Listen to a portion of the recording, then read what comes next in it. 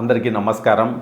కొంత చూడండి అబ్బా, మూడాఫ్ ఆంధ్రాను ప్రతి ఒక్కరు లైక్ చేయండి, షేర్ చేయండి, సబ్స్క్రైబ్ చేయండి.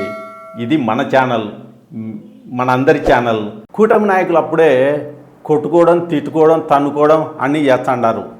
మామూలుగానే అధికారంలో ఒక పార్టీ ఉంటే ఆ పార్టీ నాయకుల మధ్య ఒకరిలో ఒకరికి సరిపోదు. ఎక్కడైనా జరిగేది అదే. మనం ఎవరి రాజకీయ చరిత్ర చూసినా ఏ పార్టీ అధికారంలో ఉన్నా ఇదే తంతు. ఇప్పుడేంది, కూటమిలో 3 పార్టీలు ఉన్నాయి: టీడీపీ, జనసేన, బీజేపీ. ఇంకేమన్నా అయ్యేదే పోయేదే. నిన్నటికి నిన్న ఆ రాజంపేటలో టీడీపీ ఇన్ఛార్జు అందరి ముందర బహిరంగంగానే సమావేశంలో ఏం మాట్లాడినాడు, ఆ మంత్రి మండిపల్లి రాంప్రసాద్ రెడ్డి ఉండే ఆయన మీద సంచలన ఆరోపణలు చేసినాడు. రాంప్రసాద్ రెడ్డి అంట ఇసుక అమ్ముకుంటున్నాడంట, మట్టి అమ్ముకుంటున్నాడంట, ఎర్రమట్టి, ఇంకా ఏందేందో అన్నీ చేస్తున్నాడంట. ఇంకా కడాకు యాడికి దిగజారినాడంటే మంత్రి బదిలీల కోసం ఎవరన్నా పోతారు కదా, ఆఫీసర్స్, అన్ని స్థాయిల సిబ్బంది, ఉద్యోగులు పోతారు కదా మంత్రి దగ్గరికి. వాళ్ళ దగ్గరంట వాళ్ళ స్థాయిని బట్టి 30,000 కాడి నుంచి 5 లక్షల కాడికి మంత్రి లంచం తీసుకుంటున్నాడంట. ఇవన్నీ ఏ ప్రతిపక్ష పార్టీనో వైసీపీ ఎమ్మెల్యేనో విమర్శలు చేయలే. స్వయంగా రాజంపేట టీడీపీ ఇన్ఛార్జి సుగువాసి బాలసుబ్రహ్మణ్యం బహిరంగ సభలో విమర్శలు చేసినాడు. ఒరిని పాసుగుల ఇదేంద్రా నాయనా అని అందరూ ముక్కును వేలేసుకుంటున్నారు.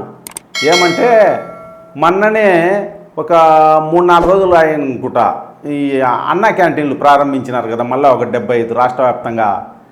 ఆ సందర్భంలో రాజంపేటలో కూడా బస్టాండ్ కాడ అన్నా క్యాంటీన్ ప్రారంభించినారు. ఆ ప్రారంభం సందర్భంగా రిబ్బన్ కటింగ్ చేసేసాట అన్నమయ్య జిల్లా అధ్యక్షుడు జగన్మోహన్ రాజుకు ఈ సుగువాసి బాలసుబ్రహ్మణ్యానికి పడింది గొడవ. ఒకరికొకరు తోసుకుంటారు, వాళ్ళ అనుచరులు కొట్టుకున్నారు. ఆ సందర్భంగా ఆయన సుగువాసి బాలసుబ్రహ్మణ్యం వార్తల్లో ఎక్కినాడు. మళ్ళా 2 రోజులకే మళ్ళీ వార్తల్లో ఎక్కినాడు. ఏమిరా అంటే ఆయన అంటాడు, సుగువాసి బాలసుబ్రహ్మణ్యం అసలు నాకు ఇంపార్టెన్స్ ఈలే మంత్రి, తన సభలకు ఏ అధికారి పోవద్దని చెప్పినారంట. ఆ చెప్పింది ఎవరు? ఎమ్మెల్సీ ఉన్నాడు కదా రాంగోపాల్ రెడ్డి, ఆయన అధికారులకు ఆదేశాలు ఇచ్చినాడంట అని ఆయన బహిరంగ సభలో అన్నాడు. అట్నే ఈయన నిన్న ఇది మంచి ప్రభుత్వం కార్యక్రమం అని ఒక ఊరి వినాడు పాల్గొనడానికి పోతే, ఆ ఊరోళ్లకు జగన్మోహన్ రాజు అంటే అన్నమయ్య జిల్లా టీడీపీ అధ్యక్షుడు ఫోన్ చేసి చెప్పినట్ట, ఎవడే కానీ బాలసుబ్రహ్మణ్యం మీటింగ్కి పోయేదానికి కుదరదు అన్నారంట. అయినా కూడా వచ్చినారు అని బాలసుబ్రహ్మణ్యం చెప్పినాడు. అవినీతి వల్ల, సొంత పార్టీ వాళ్ళు చేసే దందాల వల్ల ప్రభుత్వానికి బాగా చెడ్డ పేరు వస్తుంది. ఈ విషయమై నేను చంద్రబాబు నాయుడు గారికి, పవన్ కళ్యాణ్ గారికి, లోకేష్ గారికి ఫిర్యాదు చేస్తా అని ఆయన చెప్పినాడు. ఇంతకు గొడవ ఏంటంటే, రాయచోట్ నుంచి ఎన్నికల్లో ఈ మండిపల్లి రాంప్రసాద్ రెడ్డి, ఈ సుగువాసి రమేష్ రెడ్డి టికెట్ ఆశించినారు. టికెట్ దక్కకపోవడంతో రమేష్ రెడ్డి ఏమో టీడీపీకి రిజైన్ చేసి వైసీపీలోకి వినాడు.